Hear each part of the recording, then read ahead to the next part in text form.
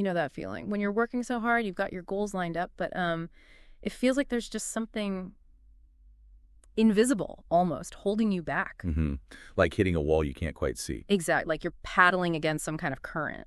Well, what if I told you the key to shifting that might actually be, well, in your bedroom? It does sound maybe a little simple on the surface, doesn't It it? really does.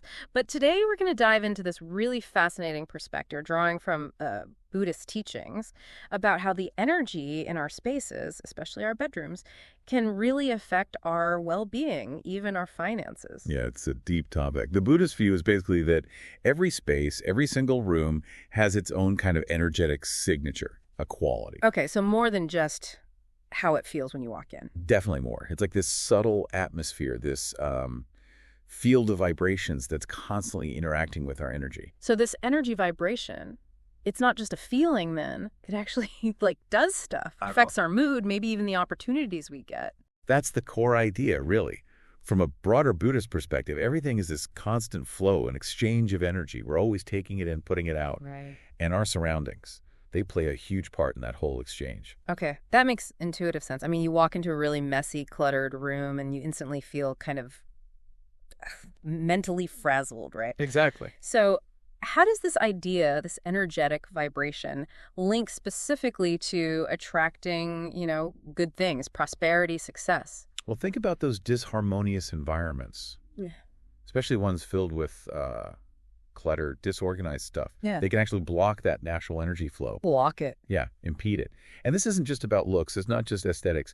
It can genuinely impact our sense of well-being, our ability to actually welcome positive changes. Buddhist thought really emphasizes harmony, between the inner world and the outer world for growth, both spiritual and, yes, Right. material. All right, let's zero in on the bedroom then. We all know it's for sleep, for physical rest. But from this Buddhist viewpoint, its role is bigger, Yeah. more significant energetically. Oh, absolutely. The bedroom is seen as a really primary space for energy renewal, like a sanctuary where your body, your mind, and your spirit are meant to recharge. Okay. So rest isn't just about your body recovering. It's also this vital time to restore your inner peace, your spiritual energy. So what happens if that space, our bedroom, is filled with what you called earlier, like negative or dense energy? How does that mess with us, maybe even while we're asleep? Well, even if it's subtle, that kind of persistent negative vibe in your sleep space can really affect your rest quality, your mental clarity the next day, even how open you feel to, good opportunities popping up. And what's really interesting is how things play into this, like clutter, yes, but also old stuff we don't use, broken things. They can sort of hold on to what we could call the energy of the past. The energy of the past. Okay, that sounds significant. What do you mean by that exactly? Well, think about it. Those items often have connections, right? To past experiences, maybe attachments to who we used to be, or even feelings of scarcity, like holding on to something just in case. Ah, the just-in-case pile. Exactly. Or they could be tied to unresolved feelings, old memories. And this links directly to the Buddhist idea of attachment, which is seen as a root cause of, suffering or dissatisfaction. So keeping all this old stuff around, it's not just physical clutter. It's like we're energetically clinging to the past. And that could actually stop new positive energy from coming in. That's precisely the idea. The teachings really encourage letting go. Letting go of what doesn't serve you now, whether it's physical stuff or emotional baggage. You do that to make space, literal and energetic space, for new things, new energies to flow in. Okay, this really reframes the whole idea of decluttering, doesn't it? It's not just about making the place look neat. Far from it. When you've got piles of unnecessary things, it creates stagnant energy. It just sits there. Yeah. And this energy, it takes up more than just physical room. It takes up energetic space too. And often carries these vibrations of being stuck, of the past, maybe even lack or scarcity. Right, and this ties into that Buddhist idea of detachment you mentioned. It's not about not caring, but about not clinging, having a healthier relationship with our things. Exactly. Detachment in this sense is about freedom, mental and spiritual freedom. Clinging, holding on tight to things that don't actually add value to your life now can really obstruct that natural flow of abundance, of health, of well-being. It's like you said, an unseen barrier. Yeah, you could almost visualize it like that. An invisible wall built from old stuff, limiting your sense of possibility, making you feel kind of constrained. Wow. So a messy bedroom isn't just messy. It could actually be mirroring other areas where we feel stuck. It often does. Our outer world reflects our inner world. So yeah, a cluttered bedroom might point to areas where we feel stagnant, maybe holding on to old hurts or dealing with scarcity fears or anxieties. That emphasis on energy flow in Buddhism is so key. Clutter just jams it up. Like a dam in a river. Exactly. Yeah. And maybe it mirrors a mind that feels jammed up too, overcrowded, scattered. So the act of actually clearing it out, that's more than just cleaning. Oh, much more. When you consciously remove those things, you're freeing up physical space, sure, but you're also creating this feeling of energetic openness, of spaciousness. It's like sending a signal A signal to who? to yourself, mainly, to your subconscious, and maybe, in a broader sense, to the universe. A signal that you're ready for something new, ready to receive. It becomes this symbolic act, almost a spiritual practice, really, Yeah. telling yourself you're open to attracting better things. Can you give us some real-world examples how this might actually play out? Sure. Think about your home office or workspace if it's always messy. From this energy perspective, that could symbolize blocked thinking, right? Yeah. Blocked mental clarity, which you definitely need for good decisions, financial or otherwise. Okay, that makes sense. Or take the bed itself.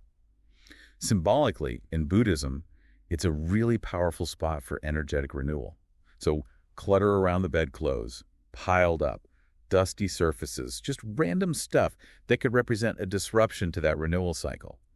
And that could potentially hinder positive energy flow, which includes prosperity. It's that river analogy again. The clutter is like rocks and junk blocking the stream. Precisely. The stream of your personal energy. So clearing the physical path helps clear the energetic path too. Right. You're essentially removing obstacles, internal ones too, maybe, that might be holding back growth or abundance. That's a great way to put it, addressing potential internal blockages by working on the external. So let's flip it. What are the benefits? What can we expect when we consciously make our bedroom more organized, harmonious? The ripple effect is actually quite amazing. An organized, clean space just naturally feels more peaceful, more serene, doesn't it? Yeah, definitely calmer. And that calm has real benefits. It can significantly reduce feelings of stress, of anxiety. And how does that help with attracting, say, financial opportunities? Well, a calm, harmonious space supports a clearer mind, a more focused mind. And that kind of mind is much better at spotting opportunities, financial ones included, and then acting on them effectively. Okay. Plus, it helps cultivate that mental calm needed for making more conscious decisions, less driven by panic or emotion. So by deliberately shaping the energy of our bedroom, we're sort of preparing the ground, making ourselves more energetically and mentally aligned with our goals, allowing prosperity to flow in more easily. Exactly. When the space is clear, the energy flows smoothly. It creates the ideal conditions for our inner intentions, what we want to achieve, to actually manifest more easily in the outside world. Okay, this is clicking. But, for someone listening right now who's maybe feeling a bit overwhelmed, thinking about years of stuff they've accumulated, what's a practical first step? Where do they even begin? I think the most powerful first step is a mindset shift. See, organizing and decluttering your bedroom, not as just another chore, but as a real act of self-care. Okay. See it as a direct step towards positive change in your life inside and out.